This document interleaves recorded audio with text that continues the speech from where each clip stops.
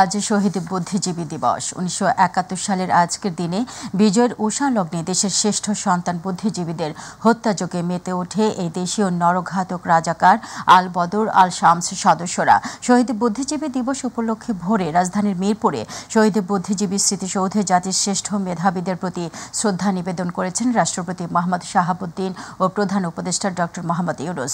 পরে প্রধান উপদেষ্টার প্রেস সচিব শফিকুল আলম বলেন, শহীদ বুদ্ধিজীবীদের আদর্শে দেশ গড়ার স্বপ্ন লালন করে তরুণ প্রজন্ম।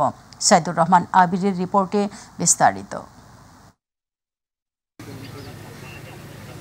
কুয়াশা মোড়ানো শীতের সকালের পিনপত নীরবতায় রাজধানীর মিরপুরে শহীদ বুদ্ধিজীবী স্মৃতিসৌধ। সকাল 7টা। জাতির শ্রেষ্ঠ সন্তান শহীদ বুদ্ধিজীবীদের প্রতি শ্রদ্ধা জানান রাষ্ট্রপতি মোহাম্মদ শাহাবুদ্দিন। কয়েক মিনিটের ব্যবধানে শহীদদের প্রতি পুষ্পস্তবক অর্পণ করে গভীর শ্রদ্ধা জানান অন্তর্বর্তীকালীন সরকারের প্রধান উপদেষ্টা ডক্টর মোহাম্মদ ইউনূস। শ্রদ্ধা নিবেদন শেষে কিছুক্ষণ নীরবে দাঁড়িয়ে থাকেন তারা। এ সময় সশস্ত্র বাহিনীর সদস্যরা রাষ্ট্রীয় সালাম দেন। বিয়োগলে বেজে ওঠে করুণ সুর, আর সেই করুণ সুর ছড়িয়ে পড়ে গোটা এলাকায়, তৈরি করে শোকের আবেশ। পরে গণমাধ্যমের সাথে কথা বলেন অন্তর্বর্তী সরকারের আইন উপদেষ্টা আসিফ নজরুল। তুলে ধরেন দেশকে নিয়ে নানা প্রতিজ্ঞার কথা। আমরা মনে করি জুলাইয়ের যে গণ অভ্যুত্থান, সেটা আমাদের যে 71-এর মুক্তিযুদ্ধ, আমাদের শহীদ বুদ্ধিজীবীরা আছেন, মুক্তিযোদ্ধারা আছেন, ওনারা যে স্বপ্ন, যে প্রত্যয় এবং যে ভালোবাসা, দেশের প্রতি ভালোবাসা নিয়ে যে সংগ্রামে ঝাঁপিয়ে পড়েছিলেন, সেটারই কন্টিনিউয়েশন ছিল আমাদের জুলাই গণ অভ্যুত্থান। জুলাই গণ অভ্যুত্থানকালেও দেখেছি আমাদের তরুণরা, আমাদের ছাত্ররা জীবনের মায়াকে উপেক্ষা করে গণতন্ত্র, মানুষের অধিকার, বৈষম্যহীন সমাজ প্রতিষ্ঠা, শোষণমুক্ত সমাজ প্রতিষ্ঠার জন্য লড়াই করেছে। শহীদ বুদ্ধিজীবীদের লক্ষ্য নিয়েই কাজ করে যাচ্ছে অন্তর্বর্তী সরকার, এমন মন্তব্য করেন প্রধান উপদেষ্টার প্রেস সচিব। যেই নতুন বাংলাদেশকে আমরা স্বপ্ন দেখছি, যেই নতুন বাংলাদেশ গড়ার প্রত্যয়ে প্রফেসর ইউনূস এগিয়ে যাচ্ছেন, এটা সেই শহীদ বুদ্ধিজীবীদের যে ড্রিম ছিল তারই একটা কন্টিনিউয়েশন। সেই আলোকেই আমরা এগিয়ে যাচ্ছি। তারা যেই জন্য ফাইট করেছিলেন, যেই জন্য তারা দেশকে এগিয়ে নিয়ে গিয়েছিলেন, ঠিক সেই এগিয়ে নেওয়ার প্রত্যয়েই আমরা এগোচ্ছি। পরে খুলে দেয়া হয় স্মৃতিসৌধের মূল ফটক। ঢল নামে সর্বস্তরের মানুষের। সাইদুর রহমান আবির, মাই টিভি, ঢাকা। শহীদ বুদ্ধিজীবী দিবসে মিরপুর বুদ্ধিজীবী স্মৃতিসৌধে জাতির সূর্য সন্তানদের প্রতি শ্রদ্ধা জানিয়েছে বিএনপি সহ বিভিন্ন রাজনৈতিক সংগঠন। পরে বিএনপি মহাসচিব মির্জা ফখরুল ইসলাম আলমগীর বলেন, গণতন্ত্র আর জনগণের কাছ থেকে সরে যাওয়ার কারণেই জনবিচ্ছিন্ন হয়েছে আওয়ামী লীগ। কারো হুমকিতে জাতি মাথা নত করবে না ও দাসত্ব মেনে নেবে না বলেও জানান নেতারা। সাইদুর রহমান আবিরের আরও একটি রিপোর্ট। রাষ্ট্রপতি প্রধান উপদেষ্টার শ্রদ্ধা জানানোর পর মিরপুর শহীদ বুদ্ধিজীবী স্মৃতিসৌধে নামে মানুষের ঢল। জাতির সূর্য সন্তানদের শ্রদ্ধা জানাতে আসে বিভিন্ন রাজনৈতিক, সামাজিক ও সাংস্কৃতিক সংগঠন। সকালে দলীয় নেতাকর্মীদের নিয়ে বুদ্ধিজীবী স্মৃতিসৌধে শ্রদ্ধা জানায় বিএনপি। পরে দলের মহাসচিব মির্জা ফখরুল ইসলাম আলমগীর বলেন, গণতন্ত্র আর জনগণের কাছ থেকে সরে যাওয়ার কারণেই জনবিচ্ছিন্ন হয়েছে আওয়ামী লীগ। 5ই আগস্ট, জুলাই আগস্টের ছাত্র গণ অভ্যুত্থানের মধ্য দিয়ে ফ্যাসিস্ট শক্তিকে পরাজিত করে নতুন সুযোগ সৃষ্টি করেছি। সেই সুযোগকে সম্পূর্ণ সদ্ব্যবহার করে আমরা বাংলাদেশে একটি সত্যিকার অর্থেই একটি গণতান্ত্রিক রাষ্ট্র, একটি আধুনিক রাষ্ট্র, একটি বৈষম্যহীন রাষ্ট্র আমরা প্রতিষ্ঠা করতে চাই। এ সময় অন্যান্য নেতৃবৃন্দ বলেন, কারো হুমকিতে মাথা নত করবে না বাংলাদেশের মানুষ। আজকের দিন থেকে শিক্ষা নিতে হবে যে কাউকে তার অধিকার প্রয়োগ, অধিকার হরণ করার যদি কেউ চেষ্টা করে, তাহলে ইতিহাসের অনিবার্য পরিণতি হচ্ছে যে জনগণ তাদেরকে প্রত্যাখ্যান করে। বিএনপি সবার জন্য গণতন্ত্রে বিশ্বাস করে, শুধু বিএনপি এককভাবে নিজের জন্য গণতন্ত্রে বিশ্বাস করে না। এই কারণেই আমরা বিশ্বাস করি যে আগামীতে ঐক্যবদ্ধভাবে আমরা এই দেশকে গড়ে তুলব। সাইদুর রহমান আবির, মাই টিভি, ঢাকা। ঢাকা। শহীদ বুদ্ধিজীবী দিবসের প্রথম প্রহরে জাতির শ্রেষ্ঠ সন্তানদের স্মরণ করেছে বিভিন্ন শ্রেণী পেশার মানুষ। বিভিন্ন সামাজিক রাজনৈতিক সংগঠনের পক্ষ থেকে অভিভাবকদের সঙ্গে আসে শিশু কিশোররাও বুদ্ধিজীবীদের প্রতি শ্রদ্ধা জানায়। শহীদ বুদ্ধিজীবীদের আত্মত্যাগ থেকে অনুপ্রেরণা নিয়ে ও তাদের দেখানো পথে ভবিষ্যৎ বাংলাদেশ বিনির্মাণের প্রত্যয় জানান তরুণ প্রজন্ম। আরও জানাচ্ছেন আবু সাইদ অপু। লাল সবুজের পতাকার আবরণ ভেদ করে সূর্য উকি দিয়ে জানান দিচ্ছে এই তো স্বাধীন বাংলাদেশ। আর তাই তো জাতির শ্রেষ্ঠ সন্তানদের বিনম্র শ্রদ্ধা জানাতে মিরপুর শহীদ বুদ্ধিজীবী কবরস্থানে ভোর থেকে নামে সব শ্রেণী পেশার মানুষের ঢল। ফুলেল শ্রদ্ধা আর শহীদদের প্রতি অকৃত্রিম ভালোবাসা জানাতে জাতির শ্রেষ্ঠ সন্তানদের স্মরণে ভোর থেকে বিভিন্ন সংগঠন ও স্কুল কলেজের শিক্ষার্থীরা ব্যানার ফেস্টুন নিয়ে কবরস্থানে ছুটে আসেন ফুলেল শ্রদ্ধা জানাতে। আর এ সময় শহীদ পরিবারের সদস্য, রাজনৈতিক দল, সামাজিক সাংস্কৃতিক সংগঠন, স্কুল কলেজের শিক্ষার্থী সহ সর্বস্তরের মানুষজন শহীদদের প্রতি গভীর শ্রদ্ধা নিবেদন করেন। আকাঙ্ক্ষার বাংলাদেশ বিনির্মাণের লক্ষ্যের জন্য আবু সাইদ মুখ দ্বারা শহীদ হয়েছেন, সেই বাংলাদেশ যেন বিনির্মাণ করতে পারি, প্রত্যেকটা মানুষের বাত এবং ভোটের অধিকার নিশ্চিত করতে পারি। শহীদ বুদ্ধিজীবী কবরস্থানে আজকে লক্ষ লক্ষ জনতার ঢলে প্রমাণ করে মানুষ আর ফেসিবাদের যুগে ফিরে যেতে চায় না। যেই শেখ হাসিনার পেতাত্তার আমাদের ভিতরে ঢুকে আছে, এই ভাইরাস আমরা যে কোনো মূল্যে এই ভাইরাসকে আমরা পুড়িয়ে একদম শেষ করে দেব। এখান থেকে আমাদেরকে শপথ নিতে হবে, আমাদের অন্তর্বর্তী সরকার অনতিবিলম্বে দ্রুত সংস্কার শেষ করে নির্বাচন দিতে হবে। লক্ষ কোটি টাকা পাচার করেছে, এই পাচারকারীদেরকে দেশে এনে বিচার করতে হবে, বিচারের আওতায় আনতে হবে। এটাই আজকে এই শহীদ বুদ্ধিজীবী দিবসে আমাদের শপথ। তরুণ প্রজন্মরাও শহীদদের সঠিক তালিকা প্রণয়নের দাবি তুলে বলেন, গণ অভ্যুত্থানের এই গতি লালন করতে হলে 5 আগস্টের ইতিহাস থেকে সকলকে শিক্ষা নিয়ে দেশকে এগিয়ে নিতে হবে।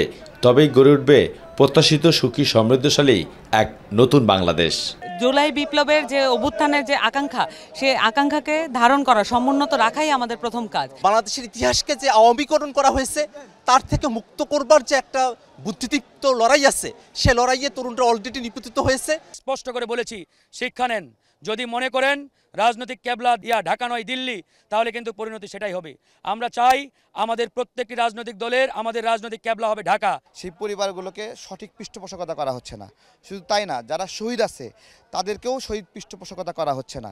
আমরা তরুণ প্রজন্ম এটাই প্রত্যাশা করি যে ভবিষ্যতে যেন আমাদের এই ধরনের সিচুয়েশন আর ফেস না করতে হয়।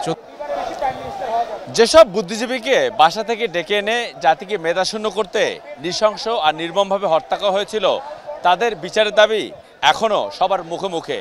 তবে যারা জাতিকে মেধাশূন্য করতে এই অপকর্ম করেছেন এবং নৃশংসভাবে হত্যা করেছেন, তাদেরকে দৃষ্টান্তমূলক শাস্তির দাবি এখনও নিশ্চিত করা যেতে পারে বলে মনে করেন এখানে আগত সর্বশ্রেণীর মানুষজন। শহীদ বুদ্ধিজীবী কবরস্থান থেকে আবু সাইদ অপু, মাই টিভি, ঢাকা। এদিকে শহীদ বুদ্ধিজীবী দিবসে রায়েরবাজার বধ্যভূমি স্মৃতিসৌধে সর্বসাধারণের ঢল নামে। ফুল দিয়ে জাতির শ্রেষ্ঠ সন্তানদের স্মরণ করেছেন সবাই। শহীদ পরিবারের সদস্য, বিভিন্ন রাজনৈতিক দলের নেতাকর্মী, সংগঠন ও সাধারণ মানুষ শহীদ বুদ্ধিজীবীদের অবদান স্মরণ করে বলেন, জাতির সূর্য সন্তানদের অবদানকে স্মরণ করেই ছাত্র জনতার অভ্যুত্থানের মাধ্যমে পাওয়া বাংলাদেশ হয়ে উঠবে একটি উন্নত, সমৃদ্ধ ও সুশাসিত রাষ্ট্র। আরও জানাচ্ছেন নুসরাত শারমিন। এভাবেই একের পর এক দলমত নির্বিশেষে ফুল দিয়ে শ্রদ্ধা ভরে স্মরণ করা হয় বাঙালির বরেণ্য মেধাবীদের। ছাত্র জনতার পাদভারে সকাল থেকেই মুখরিত হয়ে ওঠে রায়েরবাজার বধ্যভূমি। সকাল থেকে বাবা মায়ের হাত ধরে ছোট্ট শিশুদের আনাগোনা ছিল চোখে পড়ার মতো। কারণ জানতে চাইলে অকপটে জানান এদিনের তাৎপর্যের কথা। যখন পাকিস্তানিরা দেখলো যে আমাদের পুরো দেশ তো স্বাধীন হয়ে যাচ্ছে, তখন তারা ভাবলো যে আমরা তাহলে এটাকে বুদ্ধিজীবীদেরকে মেরে ফেলি, তাহলে তো মেধা শূন্য হয়ে যাবে এই দেশ। তাই তারা বুদ্ধি করে সকল বুদ্ধিজীবীদেরকে এসে এখানে মেরেছে। আজকে দিনে হচ্ছে যে বুদ্ধিজীবী আছে না, পাকিস্তানিরা বুদ্ধিজীবীদের মেরে ফেলেছে। বুদ্ধিজীবীদের সম্মান জানাইতে আসছি। প্রযুক্তির আধুনিকতার ছোঁয়ায় ইতিহাস যেন হারিয়ে না যায়, তাই নতুন শিক্ষা কারিকুলামে প্রতিটি পাঠ্যপুস্তকে বয়সভেদে সন্তানদের বাঙালির ইতিহাস সম্পর্কে পাঠদানের আহ্বান অভিভাবকদের। একদম প্রথম শ্রেণী থেকে দশম শ্রেণী পর্যন্ত ওদের বয়স অনুযায়ী, এইজ অনুযায়ী যতটুকু ওরা নিতে পারে ঠিক সেভাবে ধাপে ধাপে ধাপে ধাপে ওদেরকে ইতিহাস এবং ঐতিহ্য সম্পর্কে ধারণা দেওয়া উচিত। সন্তানরা যখন বড় হবে তারাও যেন দেশের প্রতি তাদের এই ভালোবাসাটা থাকে এবং মমত্ববোধ থাকে এবং দেশের যে কোনো ক্রাইসিস মোমেন্টে তারা যেন নিজের জীবন উৎসর্গ করতে পারে, সেই জন্য আজকে এখানে আসা, তাদেরকে স্মরণ করা। রাজনৈতিক, সামাজিক, সাংস্কৃতিক ও স্বেচ্ছাসেবক দলসহ শহীদ বুদ্ধিজীবীদের সন্তানরা বৌদ্ধভূমির স্মৃতিস্তম্ভে ফুল দিয়ে স্মরণ করেন বাঙালির সূর্য সন্তানদের। তারা জানান, ইতিহাসকে বিকৃত করে নয়, এর মর্যাদা সমুন্নত রেখে তরুণ প্রজন্মকে এগিয়ে যেতে হবে। সেই সাথে বৈষম্যহীন নতুন বাংলাদেশ গড়ে তোলার প্রত্যাশাও ব্যক্ত করেন তারা। দীর্ঘ স্বৈর ব্যবস্থায় বুদ্ধিবৃত্তির জগৎটা সংকুচিত হয়ে গেছিল এবং এই ক্ষেত্রে অনেকে নির্যাতিত, নিষ্পেষিত হয়েছে। পাকিস্তান হানাদারদের মতোই এর একটা স্বৈর ব্যবস্থা জনমানুষে চেপে বসেছিল। মুক্তবুদ্ধি চর্চা করেন, তাদের জন্য একটা অবারিত পরিবেশ আসছে। আমরা সবাই মিলে এখন সব প্রতিবাদ ইত্যাদি সব কিছুই আমরা করতে পারি। আজকে দীর্ঘ 15 বছরে যে আমরা গণতন্ত্র হারিয়েছি, মানুষের মৌলিক অধিকার আমরা হারিয়েছিলাম, গুম খুনের শিকার হয়েছিলাম, এই দেশের অর্থনৈতিক লুটপাট রাজত্বে কায়েম হয়েছিল।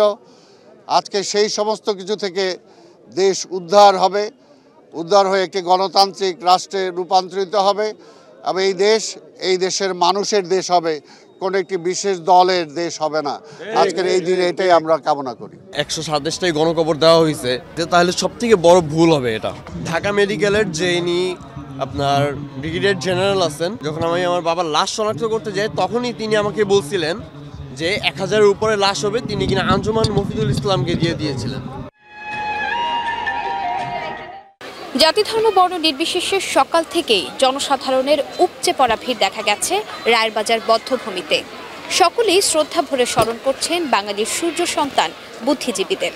আজকের এই দিনে পাক সেনাদের নীলছবলে আমরা যেসব বুদ্ধিজীবীদের হারিয়েছি, আমাদের তরুণ প্রজন্ম থেকে দেশপ্রেম এবং সঠিক বুদ্ধিচর্চার মাধ্যমে গড়ে উঠবে এমন হাজারো বুদ্ধিজীবী, এমন প্রত্যাশা সকলের। নুসরাত শারমিন, মাই টিভি, ঢাকা। শহীদ বুদ্ধিজীবী হত্যাকারীদের এখনও চিহ্নিত করার সুযোগ আছে বলে মন্তব্য করেছেন বাংলাদেশের জামায়াতে ইসলামীর সেক্রেটারি জেনারেল অধ্যাপক মিয়া গোলাম পরোয়ার। শহীদ বুদ্ধিজীবী দিবস উপলক্ষে আলোচনা সভায় এই কথা বলেন তিনি। এ সময় তিনি শহীদ বুদ্ধিজীবীদের দলের পক্ষ থেকে শ্রদ্ধা জানিয়ে বলেন, তাদের আত্মত্যাগের মধ্য দিয়ে আমরা মুক্ত স্বাধীন দেশ পেয়েছি। যুগ যুগ ধরে জাতি তাদের অবদানের কথা স্মরণ করবে। এস.এম. তানবীরের রিপোর্ট। শনিবার জাতীয় প্রেস ক্লাবের অডিটোরিয়ামে বাংলাদেশ জামায়াতে ইসলামীর ঢাকা মহানগর দক্ষিণের উদ্যোগে শহীদ বুদ্ধিজীবী দিবস উপলক্ষে আলোচনা সভার আয়োজন করা হয়। আলোচনায় জামায়াতে ইসলামের সেক্রেটারি জেনারেল অধ্যাপক মিয়া গোলাম পরোয়ার বলেন, শহীদ বুদ্ধিজীবীদের হত্যা রহস্যে ঘেরা। রহস্যে ঘেরা এই বুদ্ধিজীবী হত্যার প্রকৃত রূপ, প্রকৃত হত্যাকারী খুঁজে বের করার কাজটা মনে এখনো সম্পন্ন হয়নি। প্রকৃত হত্যাকারী কারা হতে পারে সেটা এখনো আমাদের চিহ্নিত করার সুযোগ আছে। এ সময় তিনি ভারতের ভূমিকার কথা তুলে ধরে বলেন, স্বাধীনতা যুদ্ধের 53 বছর পরেও ভারত বাংলাদেশের বিশ্বস্ত বন্ধুর পরিচয় দিতে পারেনি। চতুর্দিকে ঘেরাও করা একটি প্রতিবেশী দেশ, কেন আমরা তাদের শত্রু ভাবতে যাব? আমাদের দেশের পররাষ্ট্রনীতিতে যেমন বলা হয়েছে, কারোর সাথে শত্রুতা নয়, সকলের সাথে বন্ধুত্ব, সৌহার্দ্যপূর্ণ। কোন দেশ, কোন রাষ্ট্র, কোন দেশের জনগণ আমাদের শত্রু নয়। কিন্তু বিভিন্ন সময় ওই দেশের শাসন ক্ষমতা যারা অধিষ্ঠিত হন, সেই শাসকরা কখনোই বাংলাদেশের সাথে বিশ্বস্ত বন্ধুত্বের পরিচয় দেয় নাই। 1971 সালে বুদ্ধিজীবীদের কারা হত্যা করল তা আজও জাতির সামনে তুলে ধরা হয়নি। প্রকৃত দোষীদের খুঁজে বের করার আহ্বান জানান জামায়াত নেতারা। শহীদ বুদ্ধিজীবী দিবসের আজকের সবচেয়ে বড় আহ্বান হবে এটা, যে আমাদের সেই সমস্ত সৎ, দক্ষ, যোগ্য, মেধাবী অফিসারদের যাদেরকে বঞ্চিত করা হয়েছে, তাদেরকে বসিয়ে ওই শহীদদের রক্তের বদলা আজকে বাংলাদেশ যেন গ্রহণ করে। এস.এম. তানবীর, মাই টিভি, ঢাকা। শারীরিক প্রতিবন্ধকতা যেন বৈষম্য তৈরি করতে না পারে, তাই প্রতিবন্ধীদের জন্য আলাদা দফতর তৈরি করা হবে বলে ঘোষণা দিয়েছেন বিএনপির ভারপ্রাপ্ত চেয়ারম্যান তারেক রহমান। বিকেলে প্রতিবন্ধীদের সাথে অনলাইনে যুক্ত হয়ে মতবিনিময় সভায় তিনি এই ঘোষণা দেন। তারেক রহমান বলেন, মানুষের ভোটে বিএনপি ক্ষমতায় গেলে প্রতিবন্ধীদের সাথে নিয়ে একটি সুখী, সমৃদ্ধ, বৈষম্যহীন বাংলাদেশ গড়ে তোলা হবে। আরও জানাচ্ছেন ইউসুফ আলী। বছর হয়ে গেছে বারবার বলছি। রাজধানীর এলজিইডি ভবনে সমাজের অবহেলিত প্রতিবন্ধী বিভিন্ন শ্রেণী পেশার মানুষের সাথে অনলাইনে মতবিনিময় সভায় ভার্চুয়ালি যুক্ত হন বিএনপির ভারপ্রাপ্ত চেয়ারম্যান তারেক রহমান। এ সময় প্রতিবন্ধীরা নানা সমস্যা তুলে ধরেন। আমাদের প্রতিবন্ধী মানুষের যে অধিকারগুলা, সেই অধিকারগুলা আপনাদের সাথে শেয়ার করে আমরা দেশকে এগিয়ে নিতে অবদান রাখতে পারবো। রাষ্ট্রীয় যে প্রোগ্রামগুলো রয়েছে সেই প্রোগ্রামগুলোকে প্রতিবন্ধী শিল্পী যারা রয়েছেন তাদেরকে আমন্ত্রণ জানানো।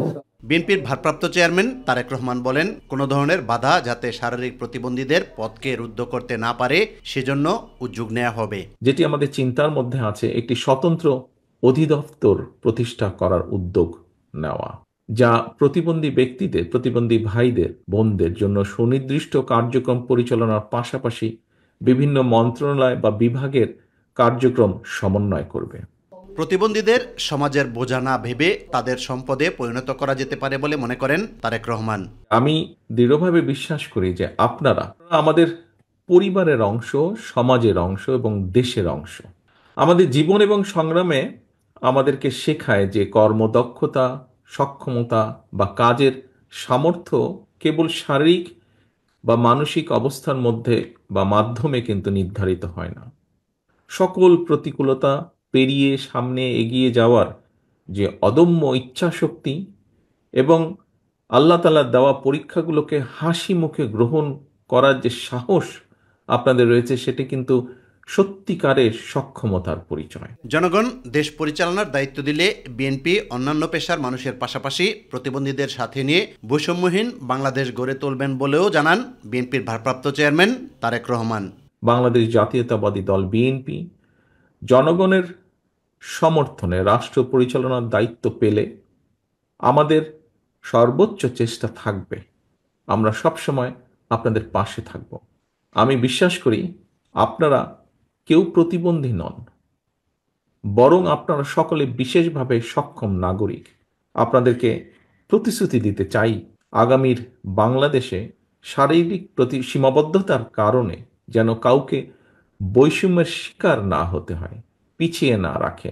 সেই বহুমুখী উদ্যোগ নিয়ে জীবন যুদ্ধে বিজয়ের অজস্র প্রেরণাদায়ী গল্প সৃষ্টি করা হবে। ইউসুফ আলী, মাই টিভি, ঢাকা। অন্তর্বর্তী সরকারের প্রধান উপদেষ্টা প্রেস সচিব শফিকুল আলম বলেছেন, অন্তর্বর্তী সরকার কোনো সাংবাদিককে বা কোনো সংবাদপত্রে বিন্দু মাত্র হস্তক্ষেপ করেনি, করবেও না। সরকারের উদ্দেশ্যই হচ্ছে মুক্ত গণমাধ্যম, মুক্ত সাংবাদিকতা। ঢাকার রিপোর্টার্স ইউনিটিতে নতুন বাংলাদেশ গঠনে গণমাধ্যমের ভূমিকা শীর্ষক আলোচনায় তিনি এসব কথা বলেন। এই সময় সংবাদ সংগ্রহে নিয়োজিত গণমাধ্যম কর্মীদের নিরাপত্তা নিশ্চিতে সংশ্লিষ্ট কর্তৃপক্ষের প্রতি আহ্বান জানান সাংবাদিক সংগঠনের নেতারা। আরও জানাচ্ছেন মাহবুব সৈকত। ঢাকা রিপোর্টার্স ইউনিটিতে নতুন বাংলাদেশ গঠনে গণমাধ্যমের ভূমিকা শীর্ষক আলোচনা সভায় অংশ নেন বিভিন্ন সাংবাদিক সংগঠনের নেতারা। ফ্যাসিস্ট সরকারের বিরুদ্ধে আমাদের যে সংগ্রাম, সেটা আমি মনে করি আরো 15 বছর আগে থেকেই শুরু হয়েছে। আমাদের এই সময়টা এসেছে যে এই ধরনের সংস্কৃতি থেকে বের হয়ে সঠিক সাংবাদিকতা করার সময়। গণমানুষের অধিকার প্রতিষ্ঠায় সরব থাকলেও গণমাধ্যম কর্মীরা নিজেদের অধিকার থেকে বঞ্চিত বলে মন্তব্য করেন বক্তারা। বাক স্বাধীনতা, গণমাধ্যমের কথা বলার স্বাধীনতার জন্যই তো আমরা দীর্ঘ 15 বছর এবং এর আগেও আমাদের যারা সিনিয়র আছেন তারা লড়াই করেছেন, সংগ্রাম করেছেন। গণমাধ্যমের যে ভূমিকা রয়েছে, যে ভূমিকা তারা নানা বৈরিতার মধ্য দিয়েও পালন করেছেন, আমি মনে করি সামনে সেই ভূমিকা অব্যাহত রাখবেন। ফ্যাসিবাদের বিরুদ্ধে অবস্থান নিয়েছিল, তেমনি বর্তমান প্রেক্ষিতেও আন্তর্জাতিক ষড়যন্ত্র মোকাবেলায় সরব থাকার কথা প্রত্যাশা করেন বক্তারা। আমরা চাই বাংলাদেশের সবাই যেন প্রত্যেকটা ঘটনা রিস্ক ফ্রি ওয়েতে কভার করতে পারেন।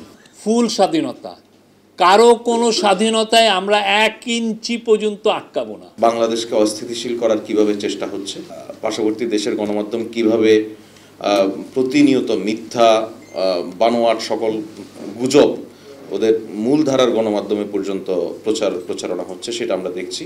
সে জায়গায় লড়াইটা আমাদের গণমাধ্যমের যেমন ছিল, তা আমার মনে হয় আগের তুলনায় গণমাধ্যমের লড়াইটা আরও বাড়লো। অনুষ্ঠানে জুলাই বিপ্লবে সাহসী ভূমিকা রাখার জন্য গণমাধ্যম কর্মীদের মধ্য থেকে 12 জনকে সম্মাননা প্রদান করে মাস্তুল ফাউন্ডেশন। তো ফুটেজ দেওয়া অবস্থা তখন আমাকে পিছন থেকে আগুনের উপরে ধাক্কা দিয়ে ফেলে দিল। মাহবুব সৈকত, মাই টিভি, ঢাকা। পররাষ্ট্র উপদেষ্টা তৌহিদ হোসেন বলেছেন, বাংলাদেশ সব দেশের সাথে সুসম্পর্ক চায় সম্মানের ভিত্তিতে, সমতার ভিত্তিতে। সেই লক্ষ্যে এই সরকার কাজ করে যাচ্ছে। দুপুরে নরসিংদীর বেলাবো উপজেলা সম্মেলন কক্ষে উপজেলা পর্যায়ের সকল কর্মকর্তা ও সুধীজনদের সাথে মতবিনিময় সভায় এসব কথা বলেন তিনি। ছাত্র জনতার আন্দোলনে একটি বিশেষ পরিস্থিতিতে দায়িত্ব দেওয়া হয়েছে। বিশেষ কিছু সংস্কার শেষে সুষ্ঠু নিরপেক্ষ নির্বাচনের মাধ্যমে রাজনীতিবিদদের হাতে ক্ষমতা ছেড়ে দেওয়া হবে বলেও জানান এই উপদেষ্টা। অনেকে ভারতের সাথে সম্পর্ক নিয়ে প্রশ্ন করেন, যেহেতু এক ধরনের একটা অস্বস্তি এই সরকার পরিবর্তন পরে ছিল। আমি আপনাদেরকে বলতে চাই, আমাদের পক্ষ থেকে আমরা খুব স্পষ্ট বার্তা দিয়েছি যে আমরা ভালো সম্পর্ক চাই, দুই পক্ষের স্বার্থের ভিত্তিতে। গণ অভ্যুত্থানের বিশ্বাসের সঙ্গে বেইমানি করলে অন্তর্বর্তী সরকারকেও ছাড় দেওয়া হবে না বলে হুঁশিয়ারি দিয়েছেন জুলাই শহীদ স্মৃতি ফাউন্ডেশনের সাধারণ সম্পাদক সার্জিস আলম। দুপুরে রাজশাহী জেলা শিল্পকলা একাডেমিতে জুলাই শহীদ স্মৃতি ফাউন্ডেশনের আয়োজনে শহীদের পরিবারের পাশে বাংলাদেশ অনুষ্ঠানে প্রধান অতিথির বক্তব্যে তিনি এই হুঁশিয়ারি দেন। বলেন, ভারতের সঙ্গে বাংলাদেশের সম্পর্ক হবে সমতা ও মর্যাদার। ভারত বাংলাদেশের সঙ্গে মর্যাদার সম্পর্ক স্থাপন করতে চাইলে শেখ হাসিনাকে ফিরিয়ে দিতে হবে। এই বাংলাদেশে বিগত 16 বছরে খুনি হাসিনা নির্লজ্জের মতো এই বাংলাদেশকে উপস্থিত থেকে বলে সে নাকি ভারতকে যা দিয়েছে ভারত সারা জীবন মনে রাখবে। আমরা শুধু ভারতকে একটি জিনিসই বলে দিতে চাই, আপনাদের সাথে আমাদের সম্পর্ক কি হবে সেটা আপনারা আপনাদের কাজের মাধ্যমে নির্ধারণ করবেন। যেই খুনি হাসিনা এতগুলো মানুষকে খুন করে এই বাংলাদেশ থেকে পালিয়ে গিয়েছে, যেই খুনি হাসিনা বাংলাদেশের মানুষের দ্বারা এই দেশ থেকে তাড়িত হয়েছে, সেই খুনি হাসিনাকে আপনারা আশ্রয় দিয়েছেন। যদি এই বাংলাদেশের সাথে আপনাদের সম্পর্ক স্থাপন করতে চান, খুনি হাসিনাকে বাংলাদেশে ফিরিয়ে দিন। খুনি হাসিনার বিচার এই বাংলাদেশের মানুষ করবে। যারা বাংলাদেশকে জঙ্গি মৌলবাদীর তকমা দিয়ে বিশ্বের কাছে পরিচিত করছে, তাদেরকে প্রতিহত করতে দেশের সকল ধর্মপ্রাণ মানুষকে এগিয়ে আসার আহ্বান জানিয়েছেন বিভিন্ন রাজনৈতিক দলের নেতৃবৃন্দরা। জাতীয় প্রেস ক্লাবে আয়োজিত গোলটেবিল বৈঠকে তারা এই আহ্বান জানান। এই সময় সংখ্যালঘু সম্প্রদায়ের জন্য সংখ্যানুপাতে আসন সংরক্ষণ করে পৃথক নির্বাচন ব্যবস্থার দাবি জানান বাংলাদেশের জাতীয় হিন্দু মহাজোটের নেতারা। জাহিদ আহমেদ বাবুর রিপোর্টে বিস্তারিত। জাতীয় প্রেস ক্লাবে বাংলাদেশের সাম্প্রদায়িক সম্প্রীতি সুরক্ষায় করণীয় গোলটেবিল বৈঠকে জুলাই গণ অভ্যুত্থান পরবর্তী সংখ্যালঘু নির্যাতন বিষয়ের চলমান নানা প্রসঙ্গ নিয়ে কথা বলেন বিভিন্ন ধর্মাবলম্বীর পাশাপাশি রাজনৈতিক নেতৃবৃন্দ। গণতন্ত্রের অপরিহার্য অঙ্গ হচ্ছে সংখ্যালঘুকে উপযুক্ত প্রতিনিধিত্ব দান করা। বৈঠকে পতিত স্বৈরাচার সরকারের দুঃশাসনের নানা ফিরিস্তি তুলে ধরে ব্যারিস্টার রুমিন ফারহানা জানান, কেবলমাত্র আওয়ামী লীগ ক্ষমতা থাকাকালীন সব ধরনের নির্যাতনের শিকার হন দেশের হিন্দু সম্প্রদায়ের মানুষ। বাংলাদেশে ভাষা আন্দোলন, গণ অভ্যুত্থান 69-এর, 71-এর মুক্তিযুদ্ধ, 90-এর স্বৈরাচার বিরোধী আন্দোলন এবং 2024-এর নতুন বাংলাদেশ, আমার কোন ভাই বোনের অবদানকে খাটো করে দেখবার কোনো সুযোগ নাই। একটি কুচক্রী মহল বাংলাদেশের সম্প্রীতি নষ্ট করার চেষ্টায় লিপ্ত রয়েছে মন্তব্য করে সম্প্রীতির বাংলাদেশ প্রতিষ্ঠায় এই মুহূর্তে হিন্দু মুসলমান বৌদ্ধ খ্রিস্টান ঐক্য পরিষদ গড়ে তোলা প্রয়োজন বলে মনে করছেন বাংলাদেশের জামায়াতে ইসলামীর নেতারা। হিন্দুর নামে সম্প্রীতি সৃষ্টি করা, অন্য ধর্মের জুলুম নির্যাতন করা, অন্যের ধর্ম পালনে বাধা প্রদান করা, এরা ধর্মীয় কোনো আচরণ হতে পারে, সম্পূর্ণ রাজনৈতিক। আমি চ্যালেঞ্জ করে বললাম, বাংলাদেশে যত সংখ্যালঘু ঘটনা ঘটেছে এর মধ্যে বাংলাদেশের কোনো ইসলামী সংগঠনের ন্যূনতম কোনো সম্পর্ক নেই। সব দল, সব মত, সব ধর্ম সব মিলিয়ে আমরা এই দেশটাকে সবার জন্য যাতে আমরা করতে পারি, একটি মানবিক বাংলাদেশ যাতে হয়। সংখ্যালঘুদেরকে কেউ যাতে আর রাজনৈতিক ঢাল হিসেবে ব্যবহার করতে না পারে সেই বিষয়ে সতর্ক থাকারও আহ্বান জানান বক্তারা।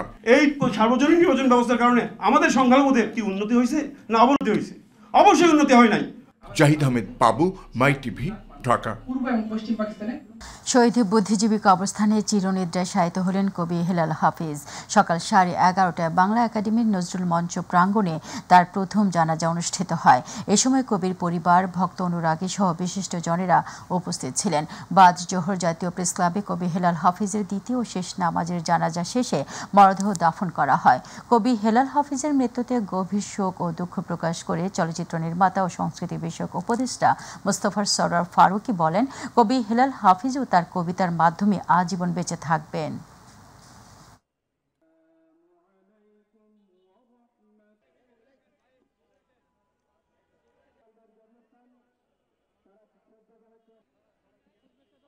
হেলাল হাফিজ তার কবিতাতেই বেঁচে থাকবেন।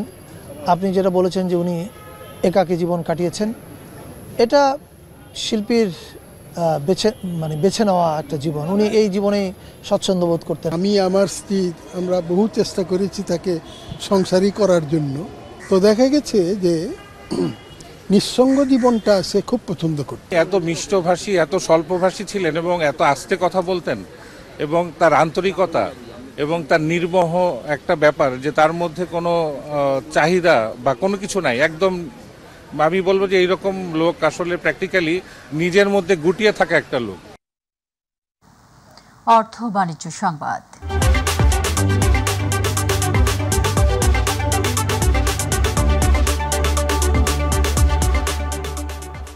অনকোলজি ক্লাবের উদ্যোগে 19তম সার্ক ফেডারেশন অব অনকোলজিস্ট ও বাংলাদেশ ইন্টারন্যাশনাল ক্যান্সার কংগ্রেস অনুষ্ঠিত হয়েছে। 13 ও 14 ডিসেম্বর হোটেল র্যাডিসনে 2 দিন ব্যাপী ইন্টারন্যাশনাল ক্যান্সার কংগ্রেসে বিশ্বের বিভিন্ন দেশের সহস্রাধিক অনকোলজিস্টরা যোগ দেন। অনুষ্ঠানে ক্যান্সার বিষয়ে সচেতনতা তৈরি করতে নানা পরামর্শ দেন বিশেষজ্ঞরা।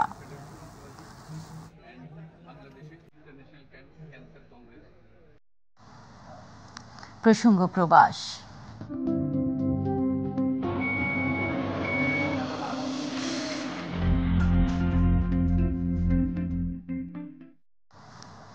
বাংলাদেশ ফুটবল অ্যাসোসিয়েশন কুয়েত কর্তৃক আয়োজিত ও বাংলাদেশের দূতাবাস কুয়েতের পৃষ্ঠপোষকতায় কুয়েতে বাংলাদেশ কূটনৈতিক সম্পর্কের সুবর্ণ জয়ন্তী উপলক্ষে এম্বাসি কাপ ফুটবল টুর্নামেন্টের ফাইনাল খেলা ও পুরস্কার বিতরণী অনুষ্ঠান অনুষ্ঠিত হয়েছে।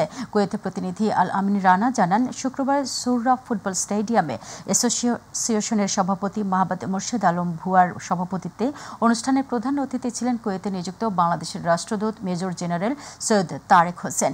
বিশেষ অতিথি হিসেবে উপস্থিত ছিলেন ফুটবল অ্যাসোসিয়েশন প্রধান উপদেষ্টা আলহাজ শওকত আলী সহ অন্যান্যরা। খেলায় উপস্থিত ছিলেন দূতাবাসের ঊর্ধ্বতন কর্মকর্তারা, কুয়েতের রাজনৈতিক, সামাজিক, সাংস্কৃতিক ও বিপুল সংখ্যক প্রবাসী বাংলাদেশি দর্শক। খেলা 1-0 গোলে খুলনা টাইগার স্পোর্টিং ক্লাবকে পরাজিত করে চ্যাম্পিয়ন হয়েছেন সোহাদা স্পোর্টিং ক্লাব।